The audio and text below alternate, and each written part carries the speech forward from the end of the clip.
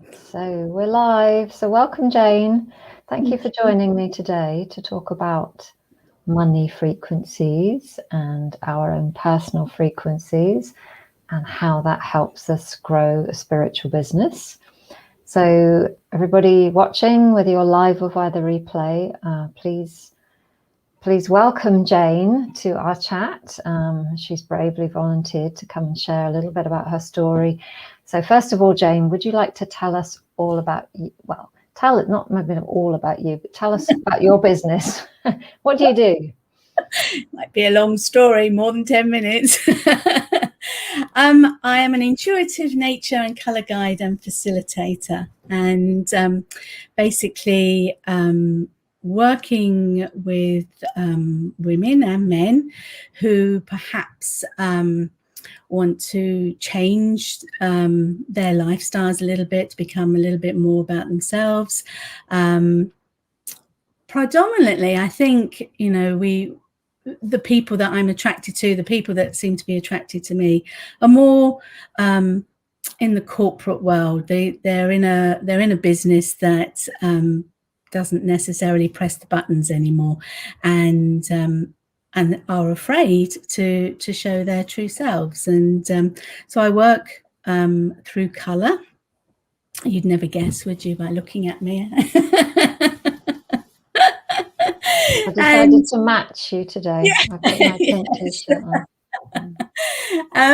And also using flower essences. I'm also a Reiki practitioner, but whilst I don't practice that, I think just the very fact that the energy is there goes into all my essences.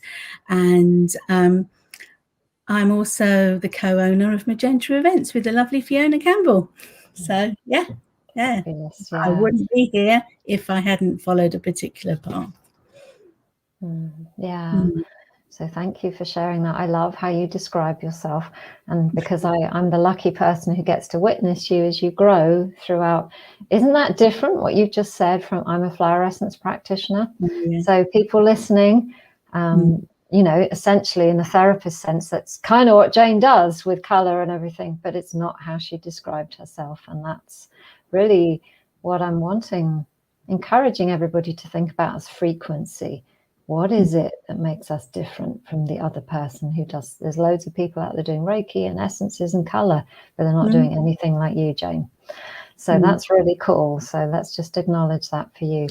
So so we're here today to talk about nurture frequency. So that's my main frequency as well. So I kind of get this. So before you started growing your business seriously, yes, what was it like to be a nurturer in the world? I think going back to what I do now in my business, my background was in a corporate environment as a senior IT project manager. I've been a PA. I've worked in the Foreign Office. So very grounded and very. I don't like using yin and yang, but it's a very male environment, especially the project management environment. It was in the IT world.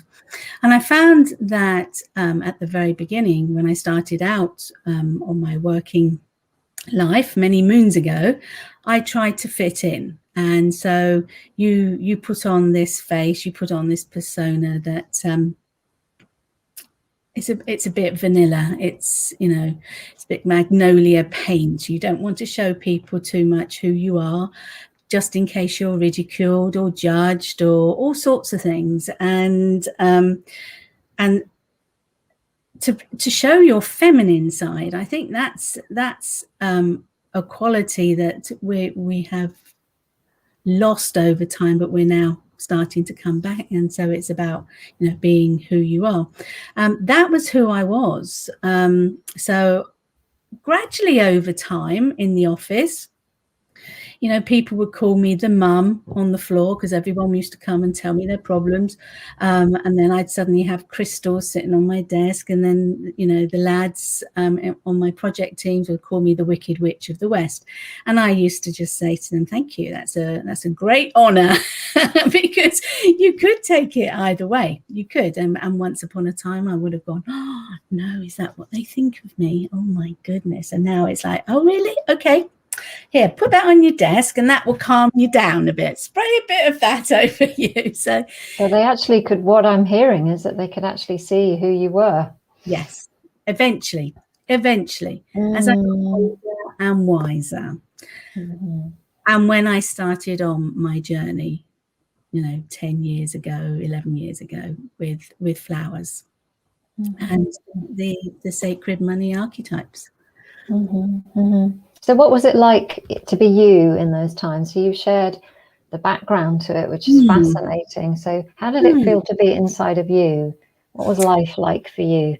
I think a little bit challenging, actually. And I wasn't particularly happy with myself. However, I didn't dwell on it too long and I just blocked it out. It wasn't a case that I was going to sit and meditate on it and actually look at, you know, certain areas.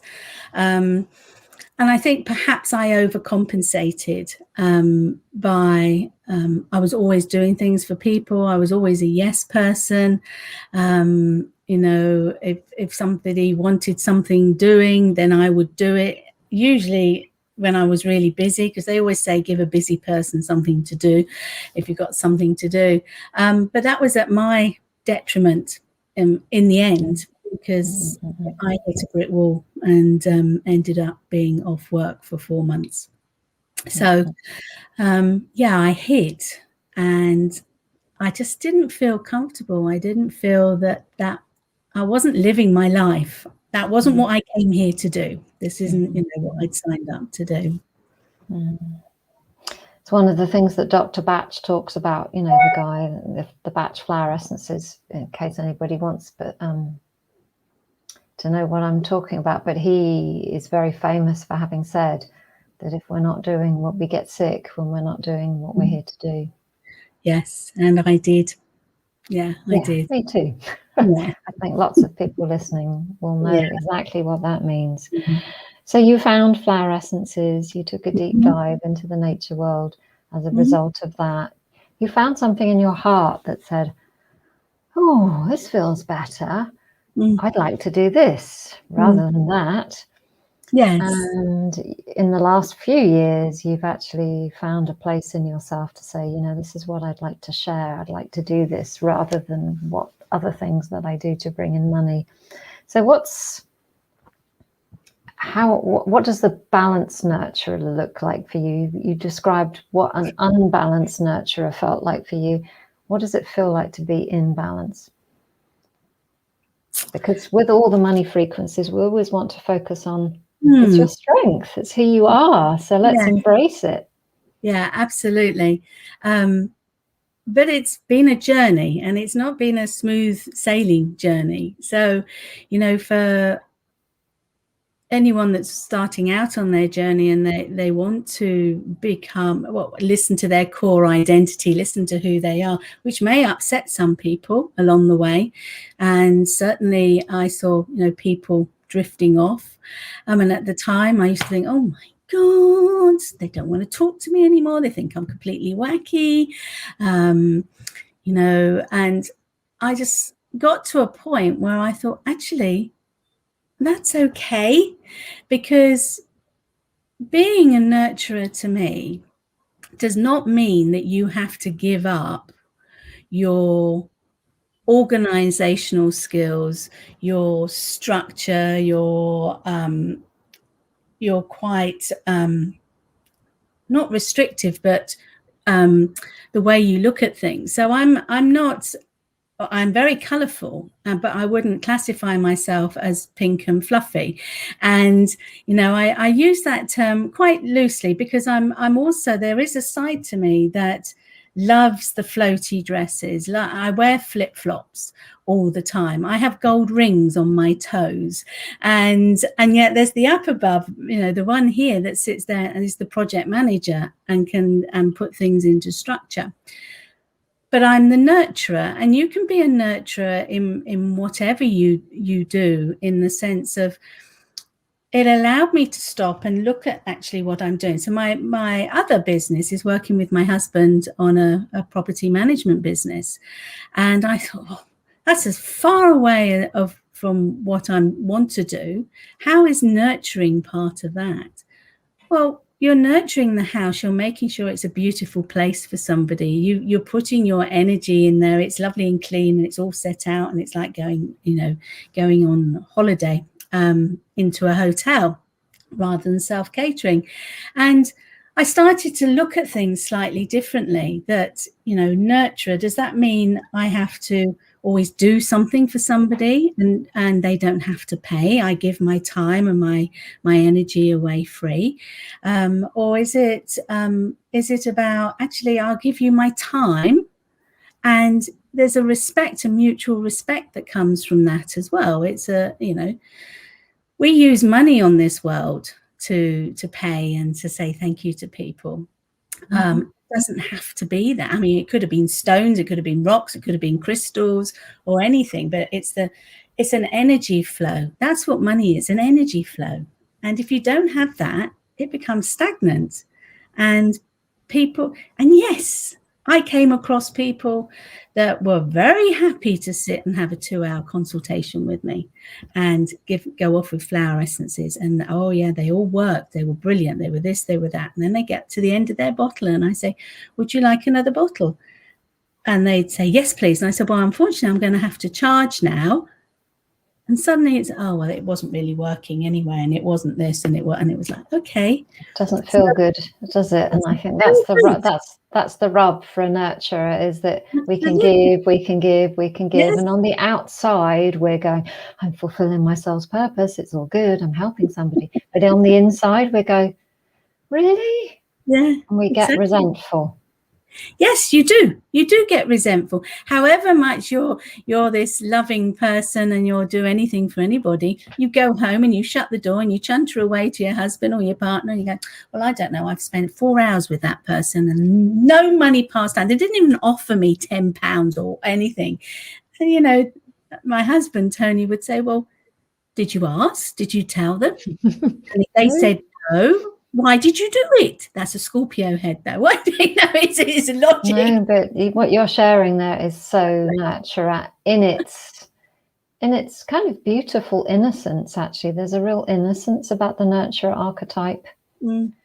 And it's fine to do that. However, if we want to grow a business, it's not going to work. It's really, really not going to work. No. So we need to know that, and now you know that, things are starting to change, aren't they, with the other things that you're doing? They are starting to change, and you know, it's a journey, and you're going to stub your toe on a few stones, especially if you're wearing flip-flops all the time, and you know you're going to trip up, and there are going to be times when you think, you know, I haven't got the energy, I can't be bothered, is this really worth it? But it's under your skin. You know, if you're a nurturer, you're a nurturer. You can't get away from it. It was there when you were born, and it will be there when you depart this world. So you may as well work with it, because the more you fight something and the more you kind of push back on something, the harder it will be in the end. And I think there's a message there as well for nurturers, because we give. And because we're good at giving, very often we can get tired. Yes. And if we've spent many years giving, and then there's a lot of catch up to do. So for nurturers, boundaries are huge. Yes. Learning to say no. It's not just about money, it's about time and energy as well. Yes, it is. Yes. And you know, I gave at the top of the pile. Yes, exactly. And then when you start doing that, other opportunities come in. You know, other things that you haven't really looked at about yourself. start to materialize. And I'm sure it's not just for nurturer, it's probably for any of the archetypes. When you start to work with your gifts, what you're here to work with, because the yes. flow opens. Yes, that's really what we're looking for. Is we're looking for that bandwidth all of a sudden goes, oh.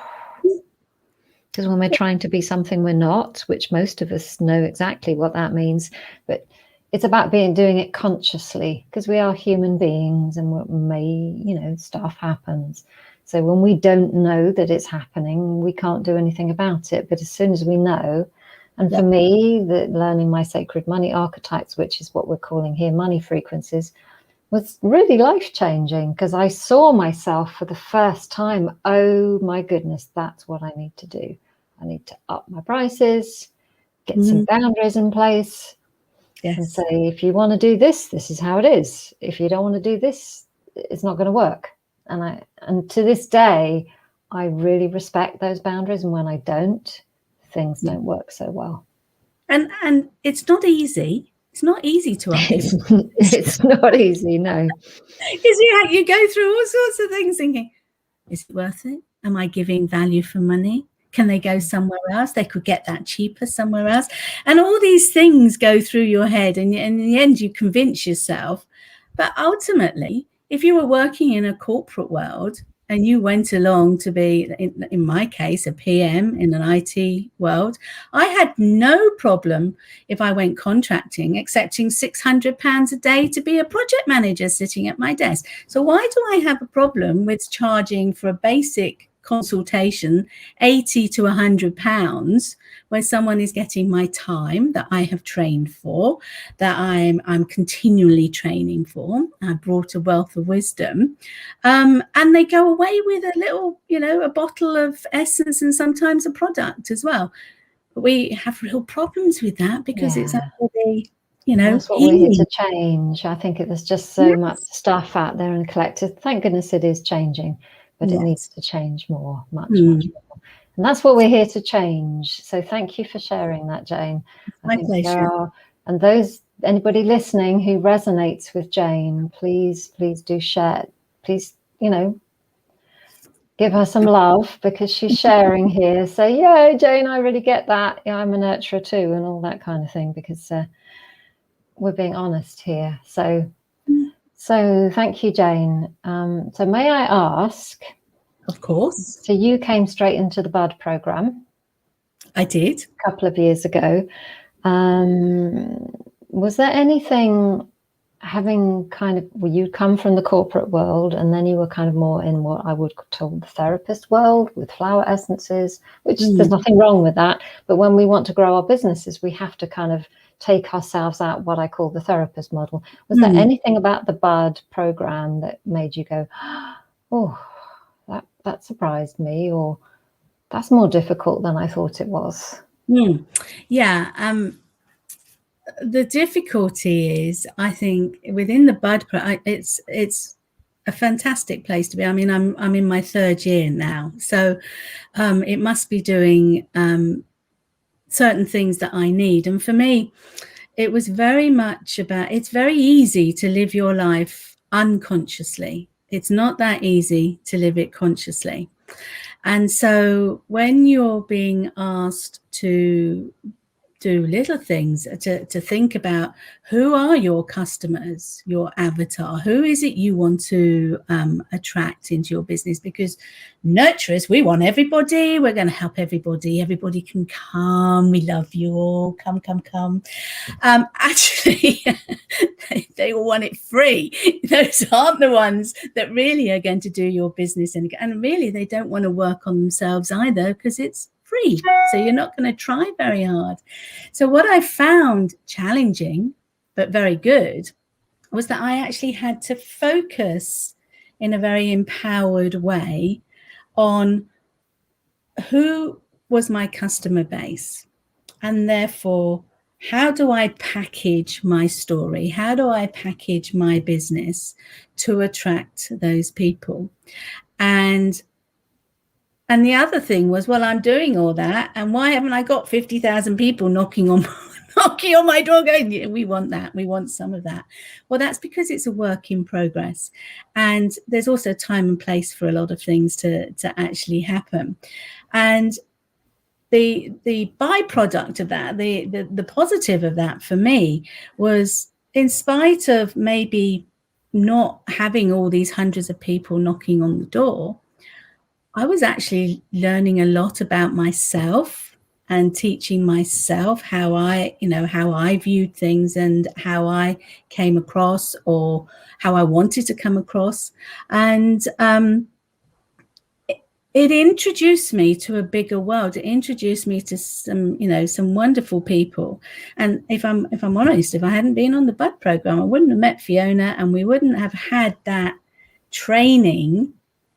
It's not been easy. It's still a work in progress, but we wouldn't have had that training, that support, that guidance. That's a good idea. Don't think that'll work too well. If we hadn't been on something like the BUD program, because that gave us our safety net of with like-minded people, but non-judgmental people, which is what you need at the end of the day. Highly recommend it, guys, if anyone's watching. It's not easy, though. Don't think it's a walk in the park. It's not.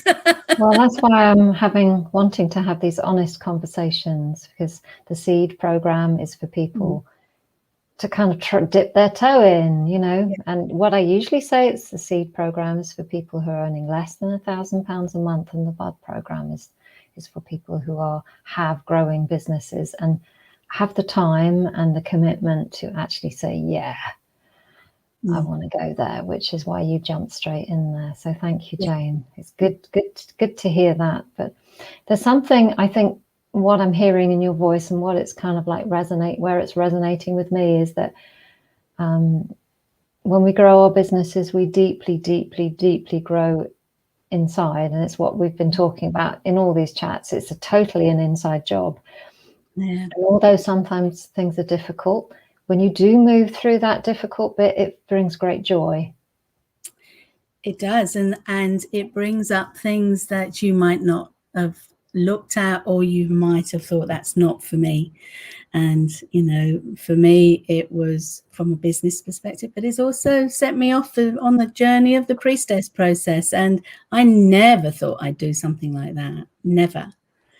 So lots of things that it worked with, and it all stems back to the sacred money archetypes. It all stems back to, actually working with yourself, and your journey will take as long as it takes. Some people do it really quickly, and some people, like me, like to meander in life and take the scenic route. And I had other things I needed to do, and now I'm at that point where it's now my time, and it's like move country, some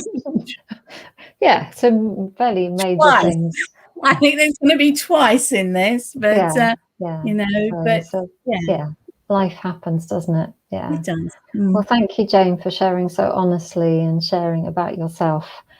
Would you like to share with everybody how they could have your website and how they can find you on social media? Oh, absolutely. Well, my website is being finalized, but eventually it will be www.janemaureen.com. And you can also find me at www.magentaevents.world.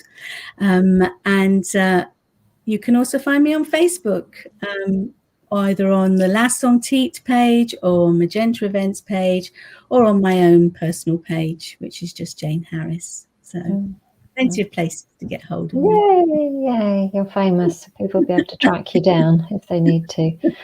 So thank you, Jane, for sharing. Is there anything else that your colour priestess wants to share before we say goodbye? Your nurturing colour priestess. No, not really, other than to say, if you're sitting there thinking, I'd really like to understand a bit more about what this is all about, this sacred money archetypes. I didn't know what it was about. It appealed to me to work it out, because I'm a nosy name, to find out, what it was all about. then I really, really suggest you have a look at this, because it opens up so many things, and you won't be disappointed. But you need to go in with your eyes open, because it's going to open up some things that maybe you hadn't thought of, and a new path will then be generated. Yeah, and if someone's stuck, it's exactly what we want, isn't it? Absolutely. We want to find the way forward. Yeah, Yeah. and it's not Yeah. always. It's usually pretty much what we think it is, but Yeah, not quite. no. Yeah. I just want to say one thing though, going back to starting my path on with the flower essences, having hit that brick wall, and then had that 4-month space, which then started me on my journey with the diploma in flower essences. And I didn't think I knew anything about it. And then I realized that in my bookcase, I had nearly every book about the Bach flower remedies written.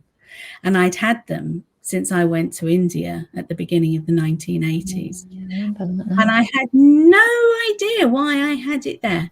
So go and have a look in your bookcases and see what books you've got there and you have no idea. A good idea. It's who you are. There you go, Jane. Yeah, it is for true. It is. Gosh, that's a good one. I think everybody's going to be doing that, me included. Yeah. Okay. Thank you so much, Jane, for your time. And yeah, thank you very much. Thank you. Thank you.